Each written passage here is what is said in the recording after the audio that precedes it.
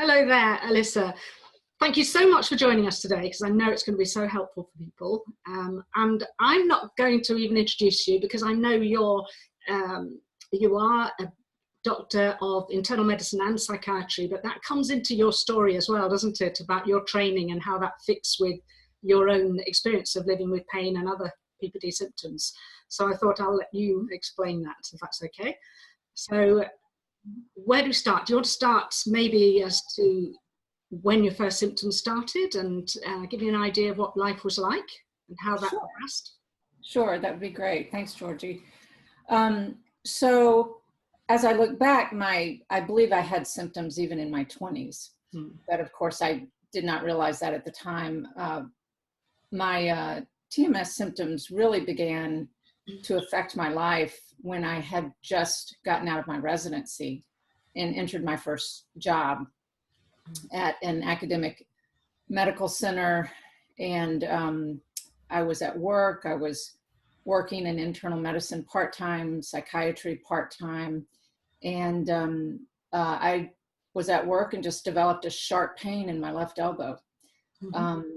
That pain never went away. It progressed, going down into my forearm and hand. And then a month later, I developed the exact same pain in my right elbow. And at that point, I dropped a pencil. And so at this point, I had bilateral forearm paresthesias, subjective weakness, and pain. So when you say subjective weakness, just for therapists, not just the therapist, but also the public, if they're listening to this, what do you mean by that for you? Sure. So I felt weak. I couldn't, at the height of my symptoms, I couldn't lift a full dinner plate. I couldn't open heavy doors. I couldn't do any type of housework that required any repetitive movement. I just could not pick up anything that weighed more than probably a quarter pound. Right. But on testing, on EMG nerve conduction study testing of my arms, which is what orthopedists or neurologists might do when they're trying to find out if a nerve has been damaged in your arm or around a joint, it was normal. So according to the objective medical test, my strength was normal. So what were they saying that they thought was the cause at that point? They didn't know, but they decided it was a repetitive strain injury, or which is something you get when you do an activity repeatedly over and over again. And this was at the time when computer usage was becoming so popular. My office was just developing a pilot program for an electronic medical record. And so we were using computers a lot. This was new. None of us were very familiar with computers. It was a program made by the university, so it was not as nice, as user-friendly as they are today. So how did that then progress? I mean, presumably initially you were able to continue working, but I know it got to the point where you weren't able to. Yes, definitely. So at first, it was just painful to type or use computers. And then I got weaker and weaker, and the pain would get worse and worse the more I would use computers. I wasn't able to do my job without using a computer at this point because of the way the electronic record was integrated into the workflow. And so at first they tried to accommodate me by putting me in another office that had less, where the notes were not as extensive. But at this point, any computer usage had become problematic. Right. And so I had to quit my job. But despite not using the computer anymore at all, my symptoms still progressed. And so it traveled up my arm, into my shoulders, upper back. And at this point, it just began moving around my body and incorporating other areas of my body. So I developed jaw pain, neck pain, joint pains. I developed hyperacusis, which was very severe. So this is your hearing being oversensitive. Yeah. Hyperacusis is sound sensitivity. So just the slightest sound, somebody laughing, for example, somebody shutting the door, not slamming it, but just normally, would be extremely painful to my ear. Right. Now, do you know, that's when I heard that from you initially was interesting for me, because my daughter had this when she was little.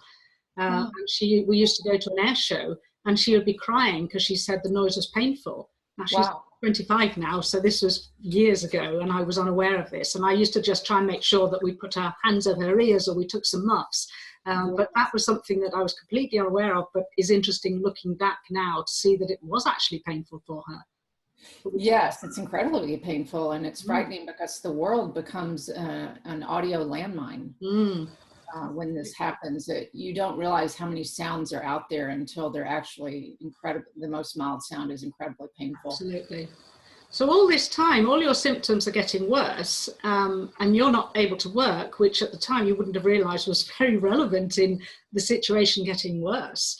And so what sort of things, what sort of treatments were you having, or who were you seeing to try and resolve it? Well, at first I tried to work out the solution through the conventional medical world. I was a physician, I was at a university, I was surrounded by physicians. So I saw, the standard, first I saw my primary care physician.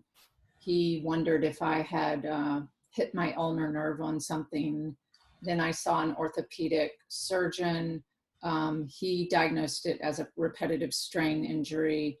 He did cervical MRIs, nerve conduction studies, they were all normal.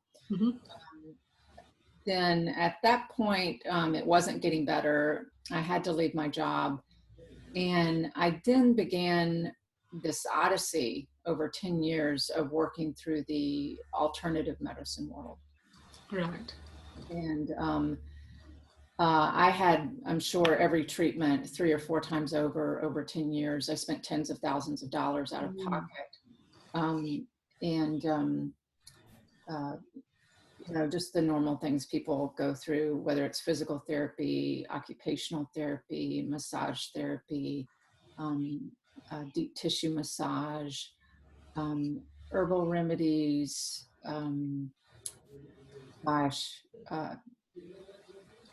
treatments I don't even remember the names of. I can imagine. Then this must have got you into such a cycle of fear related to all this as well, and being very stuck in your, if not in your own home, then certainly not being able to work and have any purpose in your life, which then makes things worse, doesn't it? It really did. And your self-confidence plummets. You begin to feel hopeless. No one can give you an answer. And in fact, some people begin doubting whether you're faking your symptoms because no one can find evidence for your pain. So it can be very demoralizing. And fortunately, I think just by my personality, I was not willing to give up. And because I couldn't work, I really couldn't keep a home very well. For a while there, I felt completely purposeless. But my husband and I have always grown our own vegetables. And so one day I just decided we're going to start selling vegetables at a farmer's market. And this was possible because my husband could do most of the work and I could, jump in where I could and for as long as I could. And we did this for several years, and this really sustained me, helped me to have a purpose. Towards the end of that, my pain was getting good enough that I could do work in short spurts on the computer. Right. And then I began volunteering at nonprofit organizations to help them with various community initiatives. And that gave me more purpose to my, daily life. And that definitely helped, but I never got to the point where I could really return to work, in such a demanding job. And when was this? When was it that you eventually sort of came across this work? I believe you came across Howard Schubiner's work first, didn't you? That's right. Yeah. My symptoms came on in 2003. And I believe I came across Dr. Schubiner's work at the end of 2012. Right. So that's a long time. Yes. In such debilitating pain. Yeah. And you had all those other symptoms as well. So, right. Yeah, very limited life. So it must have really turned your life around, and especially, you know, initially, obviously, just what were your thoughts initially coming across this concept from with your background as a physician? Right, right. So this was very interesting. And, you know, throughout the 10 years, it had been suggested to me that maybe stress could make my pain worse. Mm-hmm. But I wasn't sure I believed that or not. We don't learn that in medical school or residency, that stress can in any way affect your physical experience of your body. But I was willing to accept that. But at the same time, I really didn't care what was making my pain worse, because I wanted my life back, and I wanted to know what was causing my pain. So I was constantly on that search to find what was causing my pain. Mm-hmm. And in a state of desperation, when I had called up my physical therapist, I was crying on the phone. And I'm so thankful that she said to me, she said, "Elisa, I don't know what's wrong with you, but another patient of mine got better by going to this website. I've never been to the website. I don't know what's on it, but the name of it is unlearnyourpain.com." And this was Howard Schubner's website. And I thought, oh my goodness, I cannot pursue one more treatment after 10 years of, you know, trying different things, trying anything anybody suggested. Yeah. And I thought, I just don't have any energy anymore. But I remember, in fact, I was sitting right where I'm sitting right now. And I got up off the couch and I was like, okay, I'm just going to try one more time. And I opened up his website, and Georgie, literally within 5 minutes, I knew absolutely that this is what was wrong with me. Do you know what? I've had a shiver go through my body when you said that. I love it when people say that, because yeah, that's fantastic. Yeah. And I was so grateful. I was like, wow, this fits me. This makes sense to me. And here's a path to healing that I know I can follow. I know I can do therapy. I know I can relearn to think in a different way or feel in a different way. It was something that was doable to me. And it gave me true hope for the first time in 10 years. And I picked up that phone immediately, and I called the number on the screen, and Dr. Schubner picked it up, which blew me away. Oh, I'm so sorry. I didn't mean to call you directly. And, you know, he's so casual. Yeah, he is. And he talked to me for about 10 minutes. He listened to my story, and he said, "This is absolutely pain caused by the mind. I have no doubt." And he referred me to a pain psychologist. And within 2 months, I was noticing significant improvements. Fantastic, fantastic. Yeah. So what were the first things that you felt was most helpful for you? Obviously, this enlightenment and understanding and having hope for the future, those are so important. Yes. To reach this point. What was the next step for you apart from having therapy? So, because some people don't have therapy and don't need therapy, and often it can be a mixture. But what are the things that for you felt helped most, as well as the therapy that you had? Right. Well, I think the initial most important thing was learning to interact with my own brain differently, learning to interact with my pain experience differently. Yeah. Once I understood that my pain was not coming from any structural damage in my body, and that I could move without damaging my body, then that gave me confidence to ignore the pain and to interact with it in a different way that was going to help me relearn different neural pathways. Yeah. So that the psychoeducation of really understanding where your pain's coming from was huge.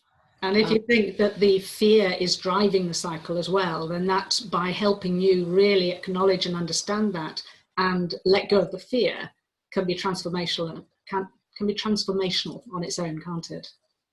Absolutely. And that was a big thing for me. I was racked in fear. Everything about my life from the moment I woke up, well, actually during my sleep, was about fear. And once I realized that it was really the fear driving the pain, that gave me an incredible tool, because anytime I bought into any type of fear in my life, no matter what it was about, I knew that was going to drive my pain. Yeah. And so I could interfere on my own behalf at that point. Yeah. So it gave me back the power because I understood what the driver was. Absolutely. And part of that is focusing on the pain all the time, isn't it? And what you can't do, and what you're worried about doing, for example. So it's turning that all around, isn't it? And so for one thing I'm thinking with you talking there is that you spent so long trying to find an answer to your pain and to try and find a way to help you let go of the pain. And that shows your drive and commitment and helped you reach that point.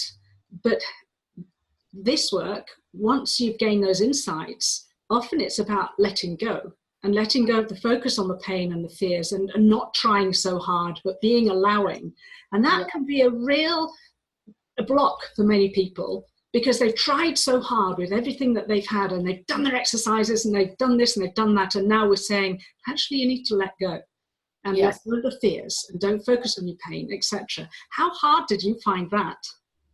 Well, it was a journey, and I'd like to take a moment to tell you about a dream, a really important dream I had. So in my process of recovery, I had some amazing dreams that I think I could write a whole book just about the dreams. Why don't you? I might. They were so enlightening and so inspiring. But one of them was when I was a little girl, my sister had told me that if you ever dream you're falling and you land, you'll die. Right. Now, I never believed this, but I had always thought about this, and I was always curious about what does happen if you land. Like, does your body shatter into a million pieces in the dream? Like, what really happens? And so while I was recovering, I began to have dreams that I was falling through space. And if you've ever fallen through space, which I'm sure you haven't. In my dream I have, but no, not in reality. Well, it was a terrifying experience to literally be amongst all the stars and just falling, free falling. And, you know, the first couple of times I had this dream, I was terrified. And I was like, oh my goodness, I hope I don't have that dream again. And then by the third or fourth time, I was like, okay, I'm falling through space again. I need to relax. Just got to let go of this. This is just a dream. I don't need to worry. So the last time I had this dream, I was falling through space again. And all of a sudden I realized I was falling towards the earth. And the earth was getting closer and closer to me. And I began to be able to see the mountains and the streams and the land. And I got closer and closer. And I was face down like this, falling towards the earth. And I was like, wow, I'm going to land here. And I was like, okay, I'm not going to be afraid. Because by this point in therapy, I'd done a lot of work about not being afraid. I was like, I'm letting go of this. I don't care what happens when I hit that earth. I'm just going to let it go. So the earth got closer and closer. When I got about 15 feet from the earth, I had let go of the fear. I was not going to be afraid. My body stopped like a spaceship hovering. It stopped. It turned on its back and it gently let me down on the earth. How interesting. Yes. And so that was an amazing dream. And I think it just reflected this process that you have to go through in recovery. Yes. Letting go of the fears, letting go of the outcomes, letting go of the painful possibilities, and just experiencing everything, one moment at a time, one day at a time. And instead responding to what is actually happening instead of what you're afraid is going to happen. Absolutely. Wow, what an experience. Yes. Fantastic. So how long I know I'm only asking this question because so many people say, well, how long does it take for people to recover? And of course, everybody's an individual from, immediate from this epiphany from reading the books to months or years. So when did you begin to show an improvement, and how soon was it before you returned to work as well? So I began to show an improvement within 2 months of beginning counseling. I was probably 90% improved in my physical symptoms within, I would say, 8 or 9 months of counseling. Within a year and a half, I ran a triathlon. Fantastic. Within 2 years, I did one of the professional the Paris-Roubaix race in France, not the actual race, but the pre-race that tourists do, over the cobblestones, riding your bicycle over the cobblestones, which was the craziest thing I had ever done and scariest thing I had ever done. And I actually did it, which that was, really amazing. And I thought, if I don't get pain doing this, I'm never going to get pain again. But, it is, I think, the pain went away a long time ago, and I was back to work within 3 years, but, and every now and then it creeps back up, but I usually know what it is. Sometimes it still catches me. I still have to work with anxiety. One of the symptoms I had towards the end was severe anxiety and panic attacks. I don't have severe anxiety and panic attacks anymore at all, but I do still have an anxious personality. So I have to continue to work with that. So I think on some level, like I had over 30 symptoms, had over 30 symptoms by the time I began to get real help. Right. So, but to me, it's just sort of like the layers of an onion you're peeling back. Absolutely. So there's the physical pain, but then underneath that, there can be a lot of emotional pain, depending on what your life experience has been. So I think that it really is a life journey in some ways, though your physical pain, for me, it went away within months and I was back to work within 3 years. I mean, I say this is a journey. This is not a just get rid of the pain, because if that's the attitude anyway, you're going to struggle. But I very much believe that this is a journey for life. And I often say to people, I tick all the boxes when it comes to the TMS personality traits that Dr. Sarno talks about. And as he says, you can't change your personality, but what you can do is start becoming much more aware of how that would have a tendency to cause self-induced stress. So this is why we look at beliefs and behaviors and personality traits. And so I would say that what you're talking about now is that you're normal. And just, I was speaking to Howard Schubert when he came over for the conference. And, we all have symptoms because that's life. Things happen. But it's about now our awareness is that not to just think, oh my God, what's happening? And I'm going to go back down the route we were, to actually just think, okay, what's going on now? What am I not dealing with? And then reflecting, but not thinking. I think that's the other thing, is that people try so hard to work it all out in their head, rather than feeling how they're feeling and improving the self. Recently, I was telling you earlier that my mother had died this summer, and I had been the one in the family to prepare the obituary and the planning the memorial with other people's help, and calling people, inviting them. And anyway, there was a lot going on in the morning of her memorial visitation, which was going to be a big event at my mother's house with many, many people there. That morning, I woke up with bilateral hamstring pain.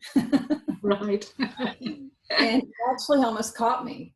And I went up to my husband and I was like, I think I hurt both my hamstrings. Maybe I was walking too much this week. Like I'm going to really damage both my hamstrings walking. And he looks at me and he says, Alicia, you have been planning this memorial visitation for 2 weeks now. That's why I have pain. And I was like, oh yeah, I guess so. And I went and I got dressed, and by the time I'd left the house to go, it was gone and it never came back. Great. But sometimes we just need that reminder, don't we? Right. But it is, I think it is important to, once you realize how powerful the mind is and how it communicates with us, often in sideways ways, it is often you can use that as a friend. Absolutely. As a tool to say, oh, wow, I must be feeling a lot of stress right now. I need to back up a little bit. I need to slow down, take a deep breath, or figure out why I'm feeling stressed. What do I need to let go of, or, make a decision about? Absolutely. And I think, for some people going through this journey, they believe that they're unique, that this is different because not many people know about this. Whereas actually it's so incredibly common. And this is just the mind and body working together. And sadly, we can go into that fear side of things and not understanding it. And when I look back, I remember I used to go running down the steps out of my clinic sometimes. And every now and again, my knee would give way. And I'd sort of go, whoop. And then I'd think, what else going on here? And then I carry on. And I'm looking back without a shadow of a doubt. I know my knee giving way was almost like, okay, slow down. Take your time. Is there anything, Alicia, that you feel you would like to share while we've got you here that you feel would be helpful for people recovering, or even therapists who are beginning to integrate this within their own work? Yeah. Well, I think other than learning to interact with your pain differently, I think one of the most important parts of recovery is learning to treat yourself better, like you were just talking about. Learning to be kinder to yourself, learning to give yourself more positive messages, to love yourself, to, not do those things you don't necessarily want to be involved in. And I think that's a really important part of recovery that sometimes people can try to skip over because it can be difficult to undo those behavior patterns. But I think it's really important. And also, I think the recovery from TMS can be tricky. It can feel at times like you're not getting better, but you really don't know when that's right, when you're going to have a breakthrough. It's very unpredictable. And so I would, just not giving up every day, feeling hopeful. And I often suggest that they keep a little journal, or somewhere in a journal, of any improvements, however small achievements, improvements they've made, so that when they're having, or even proof of the concept that they've seen for themselves. So then if they're having a down day and all they can think of is that they're still in pain, they still don't feel any better, if they can look back and see, read some of the things that they've written, that can really help them on raise their hopes again. Yes, and it is amazing when you look back at how far you've come. Absolutely, yeah. Well, thank you so much, Alicia. I really appreciate you spending time with me here, because I know that so many people will benefit from it. So thank you. Well, thank you, Georgie. You're really amazing how much you do to help people with chronic pain, and I certainly. And you are now yourself, though, aren't you? We're doing what we can here in Tennessee. Yeah. We absolutely are. Thank you so much, Alicia. All right. Take care, Georgie. Bye-bye.